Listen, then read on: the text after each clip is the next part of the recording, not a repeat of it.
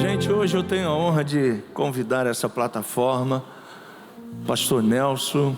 Ele está retornando ao Brasil. Estava morando 28 anos nos Estados Unidos. E ele é um amigo de um grande amigo meu, pastor Jason, da Igreja de Piedade. E ele hoje vai estar aqui ministrando a palavra de Deus para a gente. Você pode receber pastor Nelson com carinho? Tem relógio, fala para você. Tem o seu?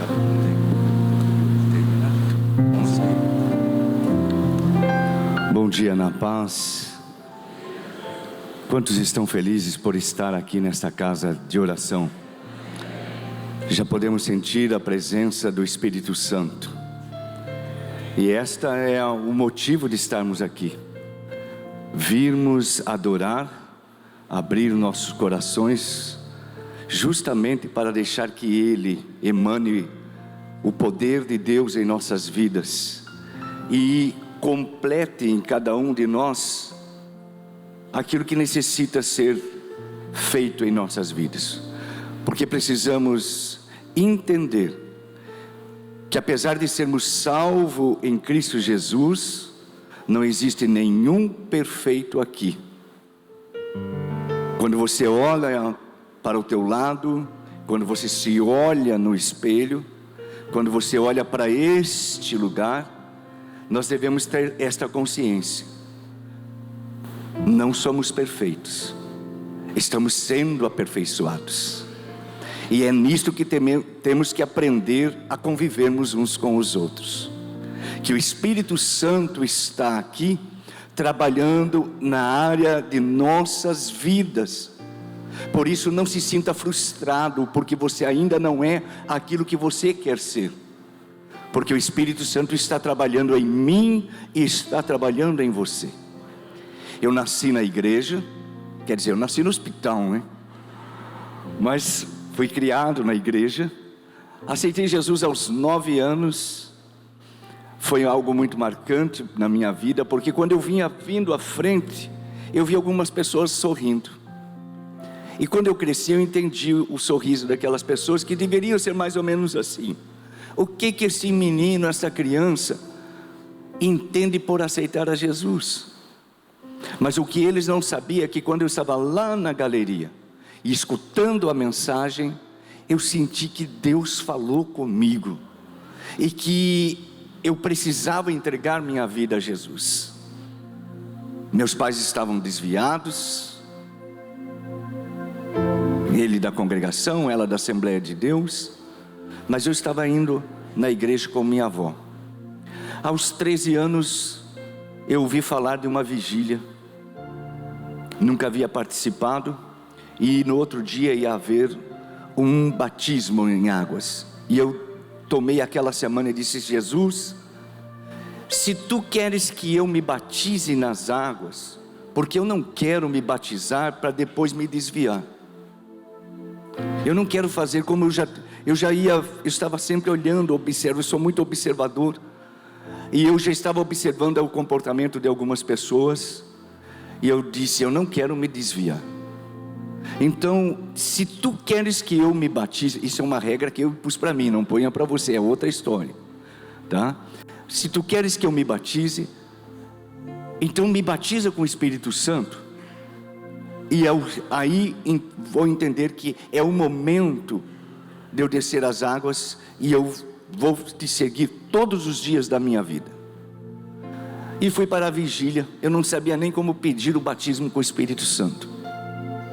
E falei com a filha do pastor, que era de dentro da casa deles, e ela disse, eu disse: como faz para receber o batismo com o Espírito Santo? Ela estava varrendo, parou, e disse: ai, Nelson, eu não sei te dizer, eu sei que eu simplesmente estava glorificando a Deus. Eu gosto de palmas, mas eu também gosto e vejo que é necessário glorificarmos a Deus. E às vezes eu guardei isso, eu glorificando a Deus. Ela disse: quando eu vi, eu senti algo na minha vida e estava falando em línguas estranhas. E guardei. Eu convivia com um grupo de 7 ou 8 jovens adolescentes da minha idade, E naquela noite nos abraçamos e começamos a orar.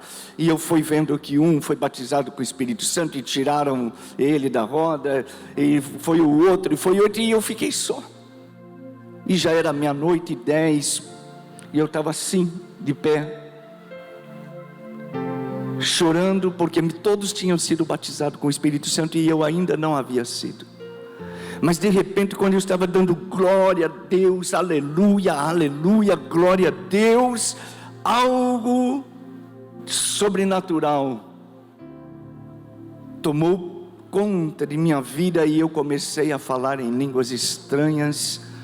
Do dia 5 de agosto de 79, e às 15h eu estava descendo as águas batismais.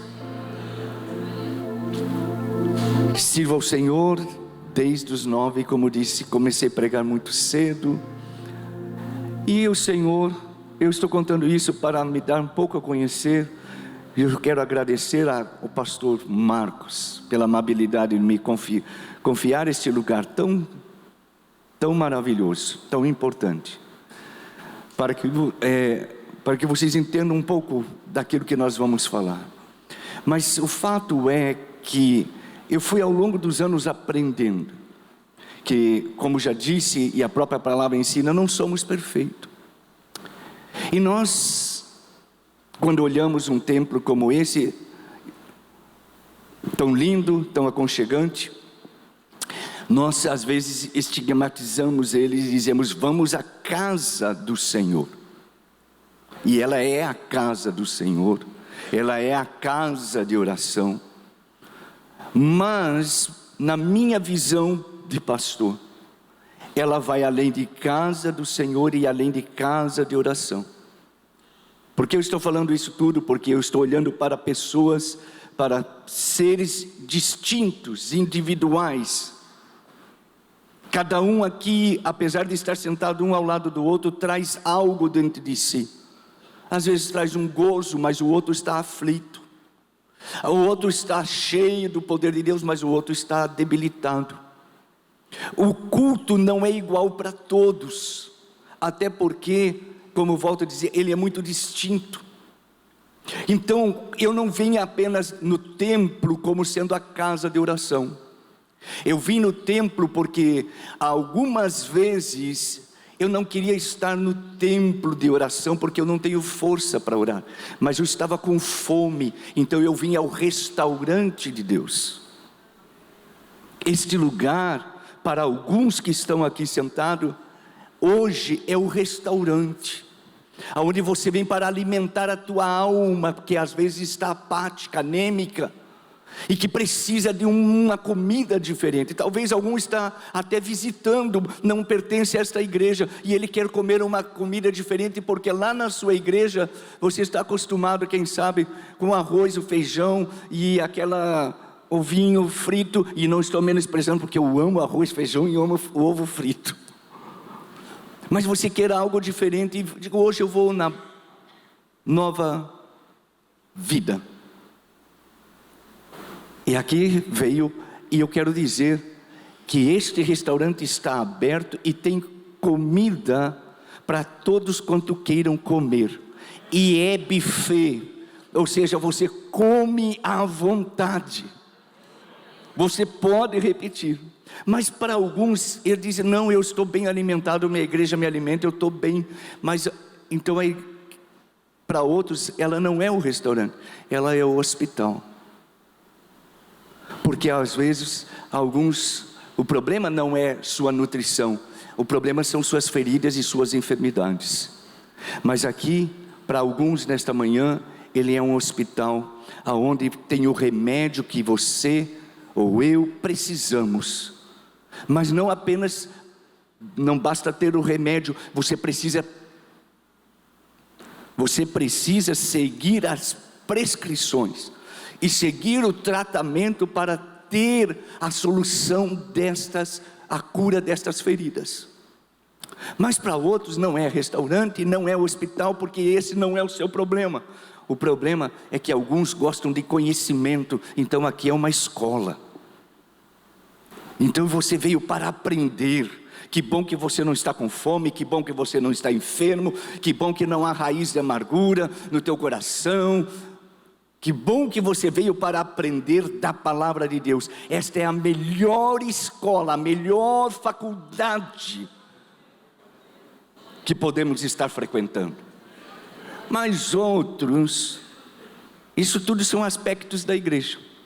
Outros, ele não quer nem, não precisa de escola, ele está bem na escola, ele não é alimento, não é restaurante, ele não é um hospital. Eu vou terminar dizendo que ele é uma academia. Só vai para a academia. Há duas formas a maioria pensa que a academia é só para quem é para perder peso.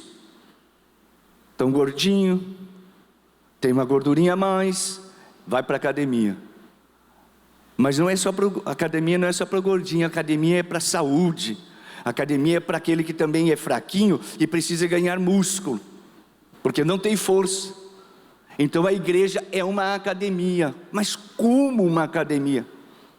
Sim, porque aqui a fé é um exercício, a oração é um exercício. Não são sentimentos. Quando eu sentir eu vou orar, quando eu sentir eu vou ler a Bíblia, quando eu sentir eu vou perdoar, quando eu sentir... Não é sentimento.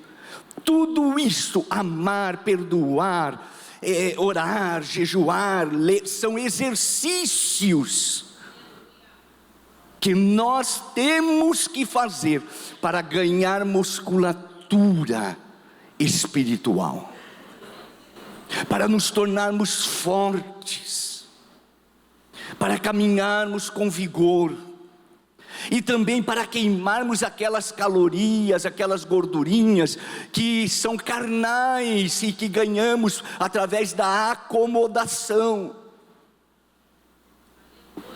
Porque se você é um crente que se acomoda, você vai ganhar gordura. Eu vou para a igreja e fica com o controle. Eu gosto desse louvor, eu gosto daquele de adoração. E apesar de todo esse conforto, não é para você ele é conforto para esse momento, mas é para você trabalhar. Como cristão nós temos uma obrigação. Isso é uma mensagem para um outro dia, se o pastor me convidar de novo. Mas você entendeu o que é vir à casa de Deus? Pessoas aqui estão com fome, outros estão doentes, outros estão buscando conhecimento, e outros estão precisando exercitar. É isso que estamos fazendo, além de estarmos na casa de Deus, na casa de oração. Eu quero convidá-los a abrir vossas Bíblias no Evangelho segundo escreveu João, no capítulo 1.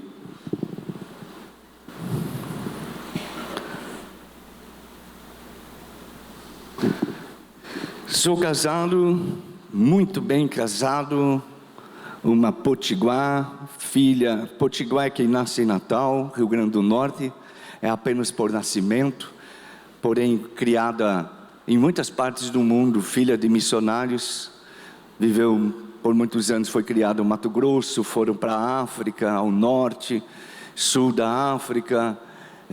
Tenho um testemunho muito lindo, meu sogro e minha sogra. Meu sogro já está no Senhor, mas era uma família missionária. Voltaram, viveram aqui na Ilha do Governador, no tempo do pastor Gisiel Gomes, na Assembleia de Deus ali, por vários anos. Depois foram para os Estados Unidos, e aí depois minha esposa teve a sorte de me conhecer, casar comigo. Ela disse que eu enrolei ela 5 anos, né? Foi longo porque tem toda uma história por trás, um processo de legalização na América. Nos casamos, Deus nos deu 3 filhos abençoados, maravilhosos, 2 moças e um menino. São 17, 18 e 19. Foi assim, uma escadinha, tá? Mas são bênçãos, envolvidos na casa de Deus, pregam, minha esposa, e todos ativos na casa de Deus. Vim na frente, estou chegando ao Brasil, retornando ao Brasil. São, como já foi dito, 28 anos fora. estive um pouco de tempo aqui, mas agora de regresso peço a oração da igreja em meu favor, para que Deus nos pontue, nos dirija aonde devemos realmente estarmos. Sou natural de Curitiba e aqui estou hoje com os irmãos cariocas. Quantos encontraram João capítulo 1? Amém? Parece tão fraquinho. Quantos encontraram João capítulo 1? Ah, glória a Deus, porque senão eu pensei que já estava aborrecendo vocês. Capítulo 1, versículo 15. João testemunha a respeito dele e exclama: este é o de quem eu disse, o que vem depois de mim tem contudo a primazia, porquanto já existia antes de mim, porque todos nós temos recebido da sua plenitude, e graça sobre graça, porque a lei foi dada por intermédio de Moisés, a graça e a verdade vieram por meio de Jesus Cristo. Ninguém jamais viu a Deus, o Deus unigênito que está no seio do Pai é quem o revelou. Este foi o testemunho de João. Quando os judeus lhe enviaram de Jerusalém sacerdotes e levitas para lhes perguntarem: quem és tu? Ele confessou e não negou. Confessou: eu não sou o Cristo. Então lhes perguntaram: quem és, pois? És tu Elias? Ele disse: não sou. És tu o profeta? Respondeu: não. Disseram-lhe, pois: declara-nos quem és, para que demos resposta àqueles que nos enviaram. Que dizeis a respeito de ti mesmo? Então ele respondeu: eu sou voz do que clama no deserto. Endireitai o caminho do Senhor, como disse o profeta Isaías. Versículo 35. No dia seguinte, estava João outra vez na companhia de 2 de seus discípulos, e vendo Jesus passar, disse: eis o Cordeiro de Deus. Pai, em nome de Jesus oramos a Ti, e sabemos que o Teu Espírito Santo está neste lugar. Tu nos conheces, Tu conheces o nosso tempo e este momento em que nos encontramos aqui. Sabemos, Senhor, que Tu tens o que precisamos, e por isso viemos, além de Te adorar, viemos ouvir o que Tu queres nos falar. Para isso, quebranta o nosso coração e retenha nas potestades, nas áreas celestiais, toda a potestade, todo o principado, toda a hoste maligna, seja repreendido nisto que é uma batalha espiritual. Pai, em nome de Jesus, que nada nem ninguém venha impedir nesta manhã de que recebamos aquilo que Tu tens preparado para nossas vidas, e que saiamos daqui diferentes, cheios do Teu Espírito, cheios do Teu amor, cheios da Tua graça, renovados em Tua presença, em o nome de Jesus. Todos dizem amém. Todos conhecemos a história de João Batista, e eu me encanta quando vejo esta pergunta que lhe fizeram. Porque quando João aparece no cenário,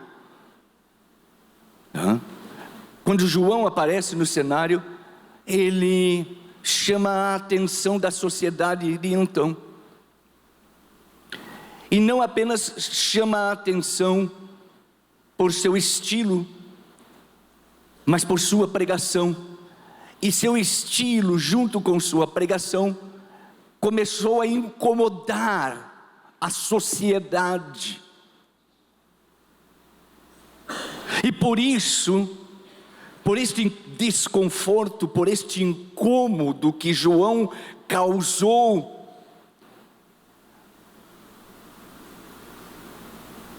diz-nos a palavra que um certo clero, um grupo religioso, saiu de Jerusalém e foi até onde ele estava. E lhe fez automaticamente esta pergunta: dize-nos, quem és tu? E estas vezes é a incógnita ou a pergunta de muitos de nós em nossa caminhada cristã. Muitos de nós, muitas das vezes, quando nos fazem esta pergunta, e eles não perguntaram qual é teu nome, não é disso que estamos falando. Nós estamos falando de quem és tu, o ser, a pessoa. Muitos de nós, quem sabe, ainda não sabemos quem somos. Algumas pessoas se sentem ainda: quem sou eu? Por que Deus me salvou? Por que estou aqui? O que Deus quer de mim? E isso às vezes nos desestrutura. Mas nesta manhã nós temos que aprender algo desta experiência de João Batista. Porque a experiência dele não era apenas para ele. A experiência dele ia valer para todos quantos escutassem a sua história.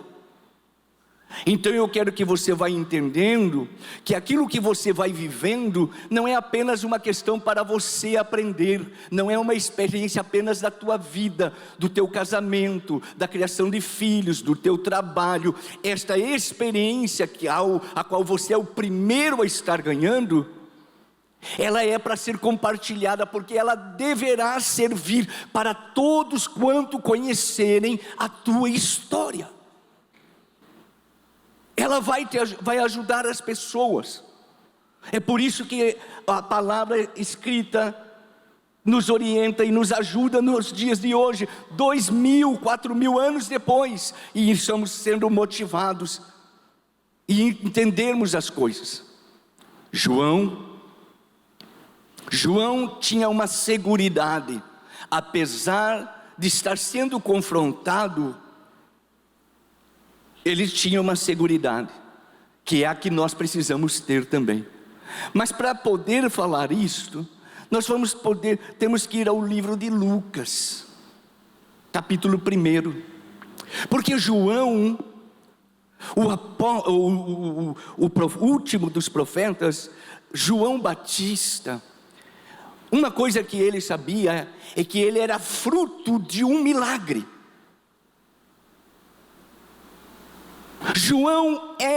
Sua existência já era um milagre. Porque os seus pais não eram pais novos, já eram pais avós. Mas não apenas pela questão da idade. O caso era que a mãe de João Batista, mesmo quando jovem, ela era impedida de gerar filhos, ela era estéril.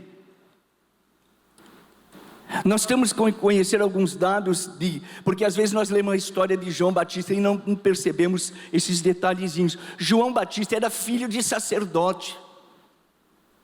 Ele vinha de uma linhagem sacerdotal. Ele vinha da tribo de Levi, uma tribo separada por Deus para os afazeres sacerdotais, para a obra religiosa. Ele tinha já esse chamado, ele nascendo nessa tribo, ele já estava, vamos dizer assim, garantido no aspecto do que ele deveria fazer. Mas só que as coisas não sucederam bem da forma como se imaginava. João sabia que o seu pai, que ele era levita, que ele era filho de sacerdote. Isso dizia que ele tinha direitos. Como sendo filho e pertencendo à tribo de Davi, ele tinha direitos. Ele tinha direito de comer da casa do Senhor. Ele tinha o dever, ele tinha o direito de trajes especiais, por ser levita, para destacá-lo de forma diferente. Ele tinha o dever, porque a questão não é só ter direitos, é que a questão também é que tem obrigações, tem dever. Há muito crente se agarrando nos seus direitos cristãos e se esquecendo do seu dever de cristão.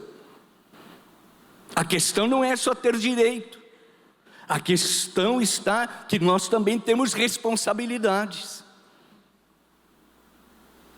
Eu estive 18 anos fora da primeira vez. Voltei ao Brasil e eu liderei sobre uma juventude. Aí nossa igreja tinha 100 mil membros naquela época, há 20 e tantos anos passados, 28 anos passados, e eu era um dos líderes sobre 25 mil jovens. E acostumei-me a trabalhar com uma juventude disposta e pronta para fazer a obra de Deus.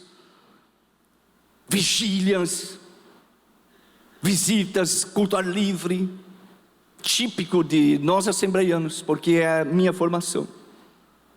Quando eu sou convidado a regressar ao Brasil, eu já estava com 40 e poucos anos, e eu disse à minha esposa: só espero que o pastor não me convide a lidar com jovens. Eu já estou velho, só com 40 e poucos anos. Essa juventude já é outra. E o pastor me busca: preciso falar com você. Tá bem, pastor? Vamos tomar um café. E ele, para falar nisso, levou 3 horas e disse: eu preciso que você cuide da juventude. Eu digo: ai, Jesus. Mas como dizer não para o pastor? Nunca diga não para o pastor. Ajude o pastor. Tá bom, pastor. Só que quando eu fui trabalhar e reorganizar o que estava feito e aplicar aquelas coisas que eu havia aprendido, eu descobri que a geração de hoje, e os mais jovens, não se ofendam comigo, mas é uma realidade. A geração de hoje é uma geração em que os pais criaram, sabe como, os filhos? Criaram os filhos pelos traumas que eles sentiam que tinham, ou que eles estiveram dizendo assim: não, meu filho, minha filha não vai lavar louça, não vai varrer o chão. Meu filho, não, minha mãe me escravizou porque eu comecei muito cedo. Eu comecei com 7 anos e estou aqui, irmãos, e lavo louça e passo e ajudei. Quem cuidou da minha esposa fui eu. Dou graças a Deus por toda a formação que eu recebi, porque quando nós precisamos, quem cuidou da minha esposa fui eu. Quem deu os primeiros banhos nos meus filhos fui eu. E eu dou graças, e eu podia dizer igual a muitos: não, porque eu não tive esse privilégio, porque eu não tive isso, me roubaram a minha infância, disse alguém aí esses dias, né? Isso é balela, isso é história para boi dormir. Ninguém vai ficar mais pobre, ninguém vai ficar mais rico, ninguém. Isso vai formar caráter. Você faz escolhas do que você pode tirar bom ou mal. A escolha é tua. Não culpe pai, não culpe mãe, não culpe pastor, não culpe a esposa, não culpe o avô, não culpe o patrão. Sempre a escolha é tua, é minha. Sou eu que decido se é bom ou é ruim, e do amargo eu posso fazer que ela se torne bom, porque da limonada põe açúcar e torna doce. A escolha sempre é nossa. Eu descobri isso um dia lendo a Bíblia, Jeremias 17:9, porque depois de João 3,16, para mim esse foi o maior versículo. João 3,16 todos conhecemos, é o amor de Deus para conosco, salvação. Mas Jeremias 17:9 é a nossa responsabilidade. Porque ele diz assim: enganoso é o coração e desesperadamente corrupto, quem o conhecerá? E eu disse: eu não vou poder culpar nem o diabo, porque o diabo é o tentador, mas quem cede é o meu, o quê? Coração. Está vendo como uma coisa é séria? E eu já estou indo para outra coisa, eu vim para falar, mas eu estou indo porque eu estou deixando o Espírito Santo ir, que Ele conhece o que precisa ser dito. Mas voltando sobre a juventude, por quê? Porque quando eu comecei a lidar, os jovens começaram a dizer: eu não tenho tempo, eu estou estudando, eu tenho que namorar, eu tenho uma viagem marcada. E, não, isso aí é para o pastor, ou para quem quer ser pastor. O Joãozinho, a Mariazinha, a Estela, elas que gostam desse negócio de estar cantando, pregando. Então isso daí é para eles. Eu não quero nada. Por quê? Porque a formação que receberam dos pais é: meu filho não faz, tudo eu faço, eu sirvo. É pãozinho na mesa, é a cobertinha, é a roupinha. Eu não estou dizendo que isso seja ruim, mas às vezes nós estamos, ao invés de estar formando o caráter, estamos estragando o caráter. Porque quando ele sair da porta da tua casa para fora, meu Deus, eu estou entrando em família, não era esse o assunto. Quando ele sair da porta da igreja, da tua casa para fora, ele vai pensar, sabe o quê? Que todo mundo é o pai e a mãe dele. E todo mundo tem o dever, a obrigação de tratar ele como você trata. E o mundo fora não é a nossa casa. Então tenhamos muito cuidado com isso que estamos dando. Sabe por quê? Porque daí os filhos se tornam irresponsáveis e ele não para no serviço, ele não para na igreja, ele não para no conjunto, ele não para em nada, porque ele não quer responsabilidade. Alguém pode estar dizendo assim, como um dia eu ouvi: ele é um frustrado, ele é um traumatizado para falar isso, para essa geração. Não, meus irmãos, eu estou como a voz de João, eu sou a voz. Algo tem que ser dito, quer goste ou não goste. Pode ser que eu nunca mais venha aqui, mas que eu vou falar o que ele está pondo no meu coração, eu vou falar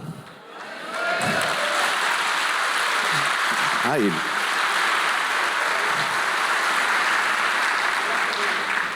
Então, eu vi e disse: meu Deus, eles não querem mais orar,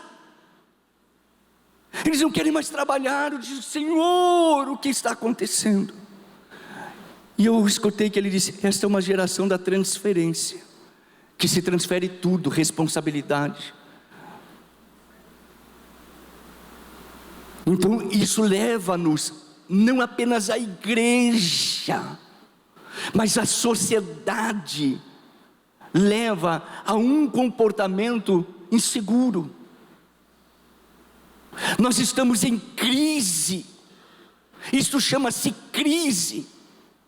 E isso não é um problema que aconteceu na minha igreja, pastor, não se assuste. É de norte a sul e é de canto a canto neste globo. Eu tenho amigos espalhados por várias partes. E eu conversava com um agora esses dias que estava em Honduras. Ele disse assim: pastor, eu estou triste com a igreja.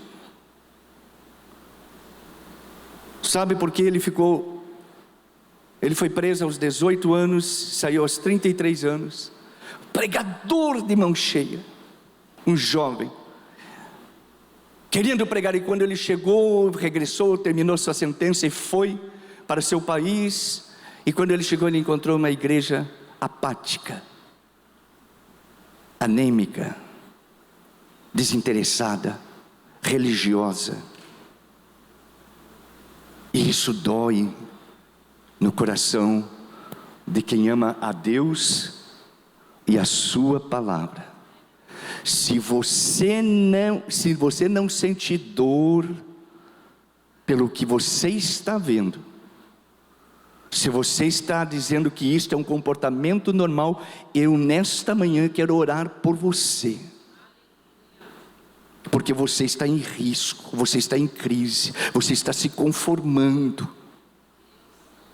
Sabe como sucede a lepra e a pessoa não sabe? É quando ela põe o braço sobre o fogo e ela não sente dor, porque quem tem lepra não sente dor. Você tem que sentir dor. Eu tenho que sentir dor. Até porque isso é sinal de vida. A dor faz parte. Isso não é um assunto do pastor, da esposa do pastor, do bispo, não. Isto é um assunto de igreja. Eu não posso me conformar com o Globo, com o Record, seja com o que for, com o governo, com o PT, com essas ideologias. Eu não posso, eu tenho que fazer a diferença aonde eu estou, assim como João Batista. Eu tenho que incomodar a sociedade que me cerca, a ponto de chegar e dizer: cara, quem é você? Porque você não se veste igual a nós? Porque você vem falando algo que nós não estamos entendendo? Porque esse teu linguajar é diferente. Era isso que ele causou em João. João chegou e não falava igual a eles, tinha uma nova mensagem. João chegou e não se vestia igual a eles. E eu não estou falando de usos e costumes, me entendam bem. Eu estou falando de vida com Deus. Porque na vida com Deus tudo muda e nada é difícil, porque é natural, é de dentro para fora. O que é difícil é quando eu imponho de fora para dentro. Daí é pesado, daí é terrível, daí é religiosidade. Mas de dentro para fora, quando o Espírito Santo opera em mim, tudo é bom. Não importa se eu estou na moda, se é Louis Vuitton, se eu estou na Barra, se eu estou Bangu. Não, eu sou a diferença, porque o Espírito de Deus está em mim. Só que por onde você passa, eles vão dizer assim: você tem algo diferente.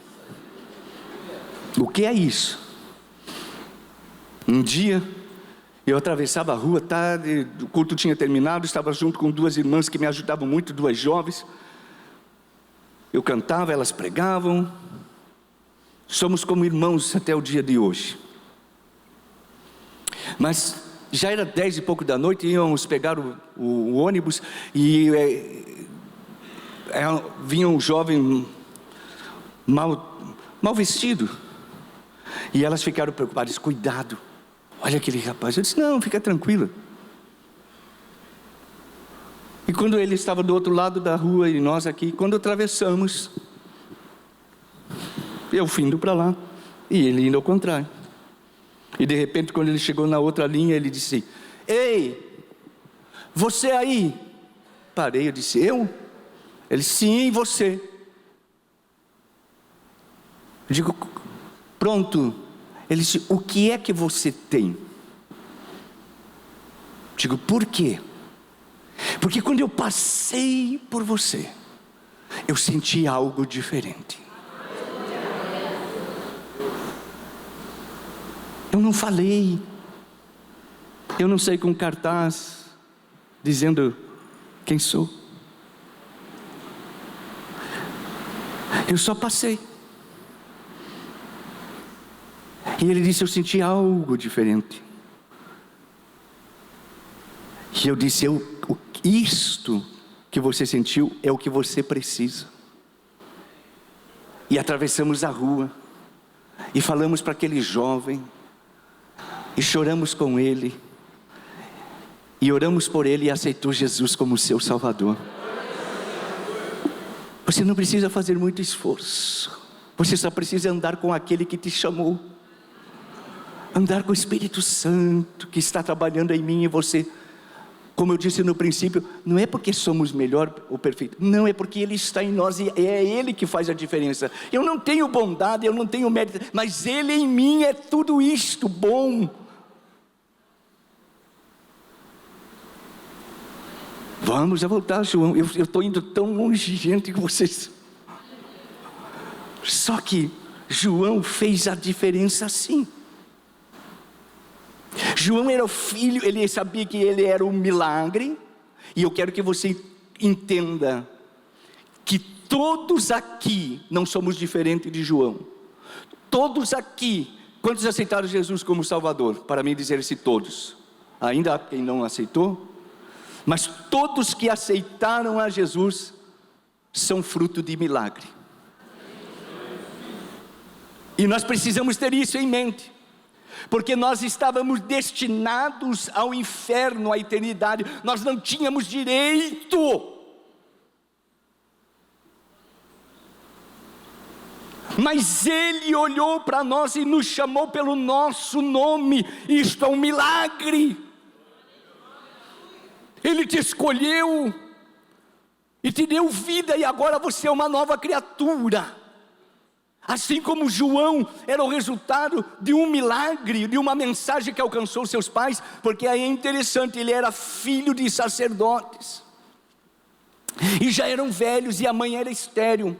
E diz o texto em Lucas, que um dia, este homem chamado Zacarias, sacerdote, foi designado para entrar no templo. Ele já deveria ter entrado no templo em outras épocas, dentro do seu sacerdócio. Ele já conhecia o templo, mas aquele dia foi diferente. Sabe o que me ensina quando eu leio essa passagem, a história de Zacarias e Ian? É que você pode dizer assim: eu já estou acostumado a ir à igreja, não se acostume, tudo parece igual, mas haverá um dia, e pode ser esta manhã, que vai fazer toda a tua diferença. A resposta das tuas orações vai chegar, porque no dia em que ele não esperava, veio a resposta. E imagine se ele não tivesse ido para o culto aquele dia. Ele dizia: eu já sei, sempre vou, é mesmo, pastor Marcos, eu já sei. Olha, hoje que ele está trazendo um cara aí de fora que eu já não estou nem gostando muito, mas Zacarias foi. Zacarias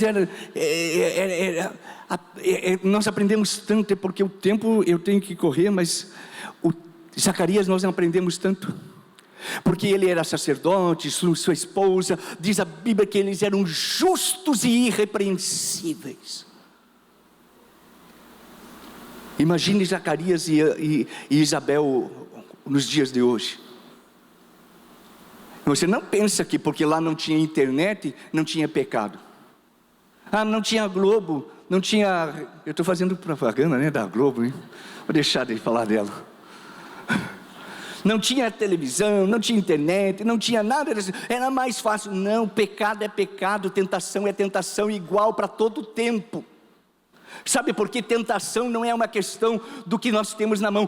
Tentação é uma questão do que está dentro do nosso coração e desejamos. Eu não posso ceder a algo que eu não desejo. Eu sou tentado naquilo que eu desejo. Então isso não é um problema da sociedade dos dias de hoje pelas facilidades. Isso é um problema do pecado no coração do ser humano.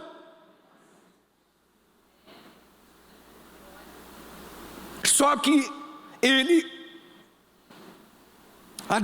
os dois irrepreensíveis tiveram uma vida, uma conduta. Você pode marcar tua geração, tua cidade, teu bairro, tua família com um comportamento digno de verdadeiro cristão.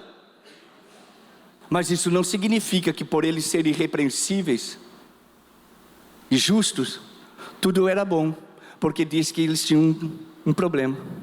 Ela era estéril, mas nem por isso ela descabelou, jogou tudo pelos ares, dizendo: não vale a pena servir a Deus, porque eu estou sendo fiel, eu estou sendo justa, eu guardo todos os preceitos, todos os mandamentos, mas Deus não me responde, esse Deus. Não, ela foi gastando sua juventude, ele foi fazendo o seu ministério ali. E quando eles envelheceram, que daí o sonho acabou, não tinha azulzinho, não tinha remédio, e ele já era religioso, assim, quero dizer, era um homem que conhecia todo o serviço. Ele disse: mas hoje eu vou na igreja, no Outubro Rosa, hoje é dia de ir na igreja. Aí, quando ele está lá, parecendo que era só mais uma vez, Deus envia um anjo. E eu sei que esta manhã, Deus enviou o seu Espírito com uma mensagem para mudar a tua vida. Você está entendendo que hoje é uma manhã que vai fazer a diferença na tua vida? Porque o anjo chegou e ele disse assim: eu vim com uma mensagem para você. Qual? Vocês vão ter um filho. Esse filho, e começou a relatar, ele vai ser grande, ele vai fazer a diferença. Esse filho, e começou a pontuar o que João ia ser, mas também pontuou o dever de João. Ele diz assim: ele não pode participar de vinho nem de bebida forte. A vida do cristão é de bênção, mas também tem regras, também tem condições. Não é porque você tem chamado que você pode participar do vinho do mundo, suas alegrias, e nem de bebidas fortes, desta vida profana que as quais estão vivendo. Sabe por quê? Porque você é um milagre de Deus, você é santificado, você faz parte da tribo que o Senhor selecionou para a ordem sacerdotal. Nós somos reis e sacerdotes, é o que diz a palavra. Se você não sabia quem você é rei e sacerdote, você é milagre de Deus. Você tem direitos, mas você tem obrigações, deveres, funções. Corresponda, para que Deus possa responder a tua oração. Porque Zacarias e Isabel, de certo devem dizer: não, vai ser assim, não tem, vamos morrer sem filho, já nos conformamos, Deus não quis. Tá bem, mas Deus veio responder no tempo dele, não no tempo que eles queriam. Deus responde a minha e a tua oração no tempo dele. Só que o problema é que quando Zacarias e Isabel oraram toda uma vida, sonharam em ter filho, porque criam no Deus de milagre. Só que quando Deus responde ele, porque não era no tempo deles, ele faz uma pergunta e diz assim: como vai ser isso? Agora? Nós já somos velhos, minha esposa é estéril. Você está vendo que quando Deus vem trazer a resposta para você, como você vem pedindo e buscar, você põe aí barreiras para Deus e diz: mas agora? Como vai ser isso? Não, a coisa tinha que acontecer quando eu estava bem, quando eu tinha um bom emprego, quando eu estava mais jovem, quando meus filhos estavam pequenos. Era lá que essa resposta tinha que chegar. Mas agora já está tarde demais. Eu vim te dizer nesta manhã: é tempo de Deus na tua vida. Não crie barreira para Ele, não pergunte como, Ele vai fazer, porque Ele é Deus. O anjo ficou meio atônito e disse: que eu quero. Você sabe quem eu sou? Eu sou Gabriel. Eu assisto ali junto daquele. Eu estou ali juntinho, e eu vim porque Ele me mandou. E você está aí duvidando? Você está aqui duvidando do que Deus pode fazer nesse tempo que você pensa que já não é mais o tempo dele? Eu quero dizer, você vai se escandalizar com aquilo que Deus vai fazer na tua vida.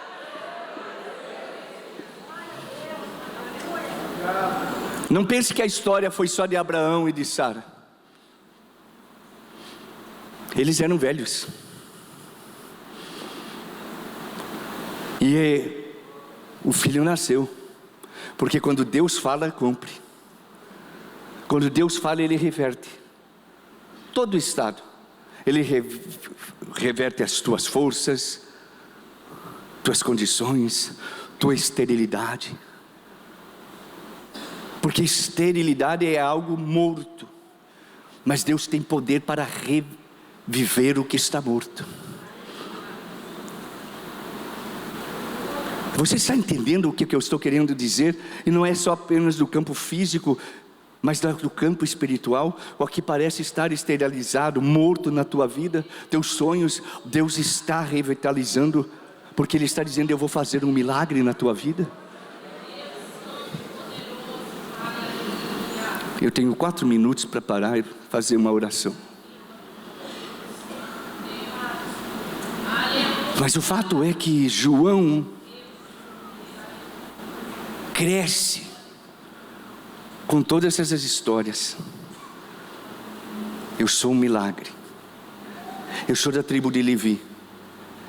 O Senhor disse que eu vou ser grande, que muitos vão se alegrar com minha mensagem, que eu vou impactar a sociedade. Só que no desenvolver da história, aquele jovem que conhecia a história dos seus pais, as coisas foi dando tudo ao contrário. Porque ao invés dele estar no templo, Deus levou ele para o deserto.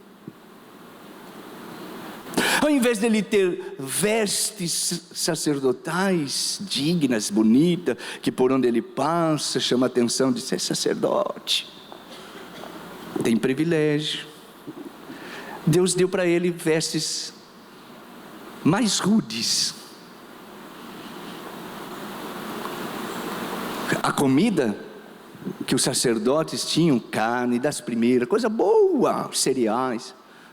No deserto era gafanhoto e mel.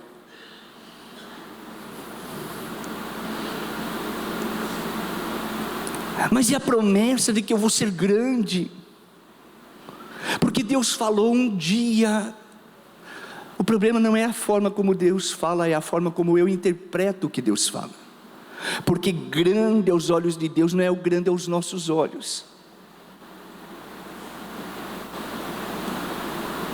Um dia Deus disse assim: eu vou te levar para pregar às nações. Você vai pregar para muita gente. E eu, jovem, amo viajar. Agora nem tanto, porque estou ficando mais jovem. Quando eu dizia assim, vamos ali, eu estava lá já. Não era, eu já estava lá.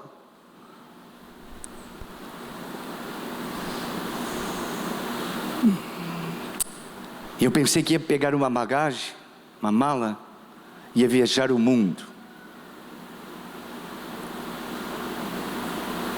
Mas sabe o que Deus fez comigo? Deus permitiu, e é uma longa história, eu não tenho como dizer agora, porque o tempo resume. Mas eu, nascido na igreja, ministrando desde muito cedo, pastoreando, abrindo igrejas, cuidando do meu nome, casei aos 32 com a única mulher que conheci, criei meus filhos, e como pai quis comprar uma casa e caí numa situação, porque essa é uma outra mensagem para um outro ensinamento, em um outro dia. Mas o fato é que um dia, entrando nos Estados Unidos, me prenderam. O que está passando? E eu questionei e disse, Senhor, o que está passando?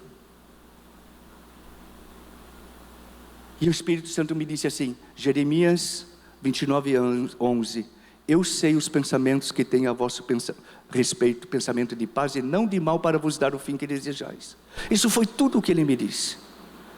E até que o processo desenrolasse, 10 meses, perdi muito cabelo, branqueou. Isso aqui não é a cor natural. Mas Deus não quis me livrar, e os outros diziam assim, não, você tem que crer, Deus é poderoso, Deus não vai permitir, nós sabemos quem você é, isso não vai acontecer. Eu disse assim, vocês estão equivocados, estão dizendo que eu tenho que crer como se eu não cresce. Para quem vocês pensam que estão falando? A questão não é que eu não creio que Deus pode tudo, a questão está se Deus quer fazer. É muito diferente. E Deus não quis livrar-me, porque eu teria que entrar com muitos detalhes, e o fato é que eu fui parar preso 3 anos. E aí eu fui entender, entre outras, além do que quando eu caí nessa situação, eu disse assim, o que eu tenho que aprender, que eu ainda não aprendi. Porque nenhuma prova cai na tua casa, sobre a tua vida, de paraquedas. É porque você tem que aprender. Alguns se revoltam e não estão entendendo isso. Você tem que perguntar, o que você tem que aprender? Deus quer te ensinar algo por meio desta prova. E a segunda pergunta que eu disse assim: como eu te posso ser útil dentro deste lugar? A quem? Porque eu quero dizer que na tua prova você pode ser instrumento de Deus. Não sofra a tua dor com alta piedade, mas deixe que o Espírito Santo te use por meio da tua dor e do teu sofrimento. Muitos vão para o hospital porque com saúde ele não visita e não evangeliza, mas quando ele é tocado, ele vai para o hospital para dar testemunho e ganhar alma para Jesus. Eu nunca havia ido a uma prisão. E eu parei numa prisão que eu preguei para mais de 40 nações. Eu preguei para judeu, para muçulmano, pessoal de Bangladesh, para indianos, para toda a costa americana, europeus.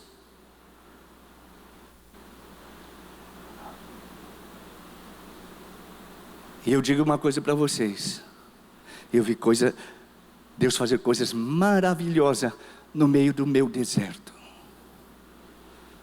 no meio das minhas lágrimas, da minha angústia. Mas eu sabia de uma coisa: Ele não pode negar sua palavra. Ele diz: onde você estiver, eu estou. Onde você estiver, eu estou. Eu não sei onde você está hoje, mas Ele está com você.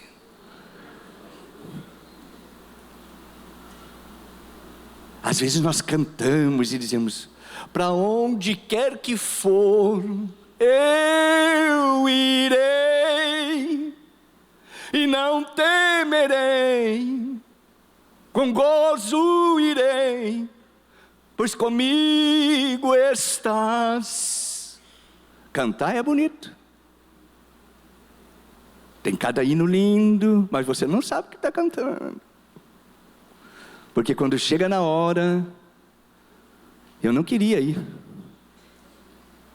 mas era necessário. Eu volto, porque o meu tempo se foi. Eu tenho que orar e tenho que obedecer. João foi levado para o deserto, que não era o lugar para o sacerdote.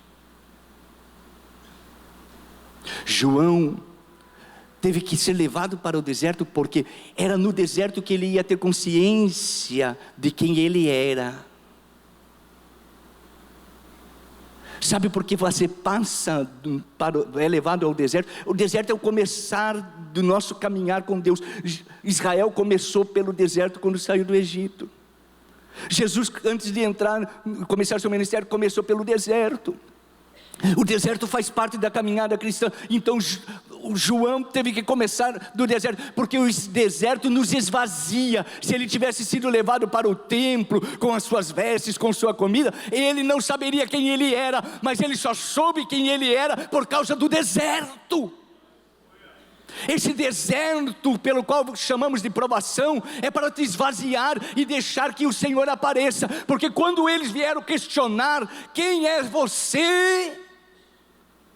Porque a sua mensagem que incomodava era que, olha, ele estava falando de Jesus, sem conhecê-lo, mas ele dizia: ele é primeiro do que eu. E ele dizia assim, ele pregava a primazia. Jesus era a primazia de sua mensagem. Há muita gente que não faz de Jesus a primazia da sua vida, mas o deserto ensinou a João de que Jesus era a primazia. Tudo era primeiro para ele, por ele e para ele, por meio dele. Primazia. E quando ele se esvazia, nós não temos mais tempo.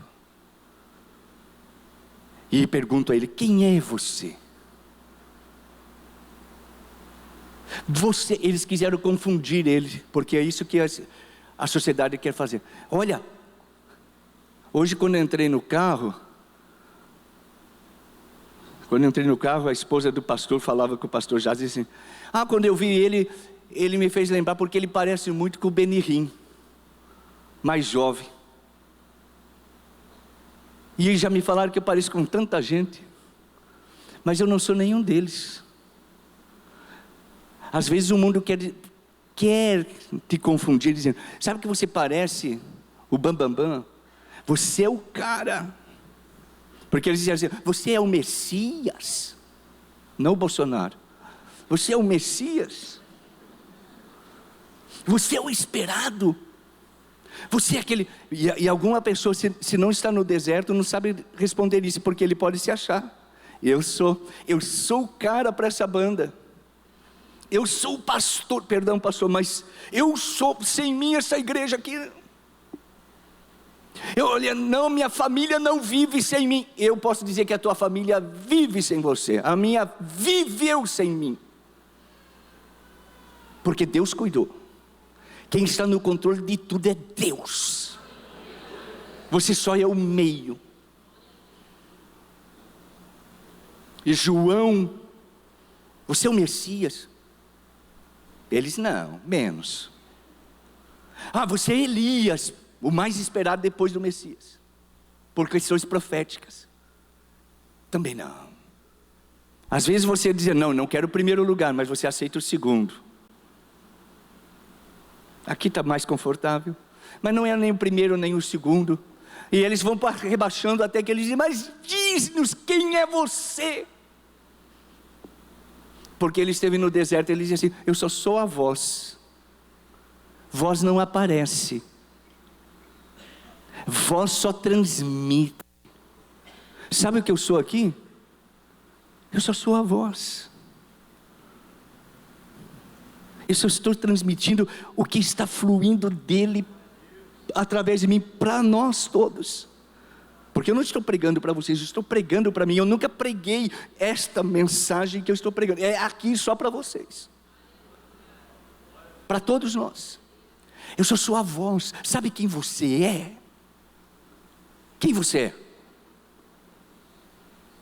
Você ainda não sabe com toda essa palavra? Quem é você? Diga: eu sou a voz. Ou a não ser que você esteja se achando o Messias, ou Elias, ou um dos profetas. A não ser que você ainda esteja acreditando em quem você não é. Se você não sabe quem você é, você não sabe para onde você vai. Você tem que saber que você é a voz, ou seja, aquele instrumento que Deus usa. Na voz ela não aparece, mas tem potência, faz a diferença. E você é a voz. Você não é o superstar. Você é a voz que aparece, que Deus aparece através de você. Por onde você passa, ou aquilo que você faz, é por isso que você tem que ter temor, porque você é a voz, você é a marca de Deus neste mundo para fazer a diferença. Vamos estar em pé. Estourou meu tempo, 11h30, perdão. E sabe o que aconteceu com João? Quando ele disse que não era, porque ele disse: eu não sou, eu não sou, eu não sou, eu só sou a voz. Por isso eu li o último versículo, e diz assim: e no dia seguinte, Jesus apareceu. Quando você se pontua e sabe que você não é nada, que você é apenas voz, aí Jesus aparece para você. Aí Jesus se revela. Porque tem muita gente esperando um místico. Quando vai vir um anjo, quando dizer: Deus tem algo grande para mim. E não. Jesus está esperando você neste deserto a esvaziar-se, a dar primazia para Ele, a entender que você é mera voz de Deus. Então aí Ele se revela, e você vai ver o que Ele vai fazer através da tua vida. Muito obrigado por estar com vocês. Mas eu quero perguntar antes de orar por todos: nesta manhã, há alguém aqui que ainda não recebeu Jesus como seu Salvador, mas de alguma forma você sentiu sua presença e o toque do Espírito Santo em sua vida? Algo passou enquanto ministrávamos, enquanto louvávamos, e este algo não é um mero sentimento, mas é a ação do Espírito Santo na tua vida. Ele está trabalhando em você e Ele está dizendo que quer transformar a tua vida. Ele quer te dar uma nova oportunidade. Ele quer tirar você da vida que você vive e te dar uma nova, fazer um milagre na tua vida e te dar uma nova oportunidade para você servir a Deus, recebendo Jesus como nosso Salvador. Há alguém aqui que quer dizer: eu quero receber Jesus como meu Salvador. Eu queria que você desse um sinal assim, com sua mão levantada, ou lá na galeria, ou aqui no meio da nave. Há alguém que queira receber Jesus como Salvador, ou reconciliar-se com Ele? Você estava afastado? Não há ninguém? Eu quero orar. Somos todos da casa do Pai, e eu quero orar nesta hora. Eu sei que talvez vocês não tenham o costume, mas eu disse que aqui também é uma academia, que é um exercício, temos que exercitar. Eu quero provocar a tua fé. Eu quero orar por aquele que sentiu que o Espírito Santo falou com sua vida, e que você precisa motivar-se, sair do conformismo, do conforto, que você precisa entender que você foi chamado para fazer a diferença. Eu quero orar por você. Sai do teu lugar rapidamente, por favor. Não resista. Isso não é vergonha, isto é fé, isto é entrega, porque a fé não é outra coisa a não ser entrega, é rendição, é dependência. Sabe o que eles estão dizendo? Eu não sou perfeito, eu não tenho forças, mas eu me entrego. Aleluia. Eu confio, eu dependo de Ti, porque eu não tenho forças para tudo isso que me foi dito, porque eu estou no deserto. Mas diz o texto sagrado em Lucas, diz assim: e o Espírito de Deus irá adiante dele. Sabe o que ele ia dizer? Você vai para o deserto, mas o Espírito vai estar com você e te vai capacitar em todo este processo da tua vida. O Espírito Santo está te capacitando em meio a este processo da qual você está vivendo. Ele é duro, ele é sofrido, ele te faz chorar, e às vezes você pensa que não vai conseguir, mas hoje a resposta chegou dizendo: eu vou realizar o que prometi. Aleluia. Oh, glória. Eu vou orar. Alguém enfermo, levante a mão aí. Se há alguém enfermo, dê um sinal, você já está no lugar certo. Há mais alguém enfermo? Nós vamos orar pelos que estão enfermos. Jesus está aqui para te curar. Pai, no nome de Jesus, teu Filho, te louvamos e te agradecemos por esta manhã diferenciada. Ó Senhor, porque é uma manhã especial, cada culto é especial, porque cada culto há algo novo. Ó Senhor, e aqui estão os teus filhos que absolveram tua palavra.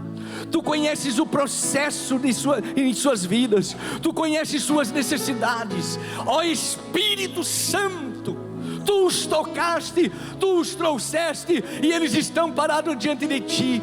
Realiza a obra que necessita ser feito, transforma este quadro, manifesta o poder e a glória de Deus na vida e na causa que eles estão vivendo. Em nome de Jesus, renova as forças, enche do seu gozo, transmite-lhe a tua paz, aumenta-lhes a sua fé, aumenta-lhes. mas que eles saiam agora debaixo da tua graça, abençoados por ti, restaurados, com a vitória na mão, com a bênção em suas mãos. Senhor, em nome de Jesus, eu te peço que este dia seja um dia diferenciado. Senhor, seja um marco, um antes e um depois. Senhor, eu te peço que nesta semana algo de extraordinário, ó Senhor, suceda no lar dos teus filhos, e este milagre que Ele pede se realize. Aos que estão enfermos, levantaram suas mãos pela autoridade do nome que é sobre todo nome. Eu ordeno sobre esta tua enfermidade que você seja sarada, que o nome do Senhor seja glorificado. Eu ordeno a todo espírito imundo que às vezes prende e ata pessoas em áreas físicas, eu na mente, eu te repreendo em nome de Jesus, em nome de Jesus. Ele seja livre, ela seja curada, e o nome do Senhor seja glorificado. É o que nós oramos. Despede-nos em paz, nos abençoa, continua falando conosco, abençoa o pastor Marcos, sua família, seu ministério, esta igreja, continua realizando grandes feitos, para a honra e a glória do teu nome, é que eu oro e te agradeço, em nome de Jesus. E todos dizem fortemente: glória a Deus.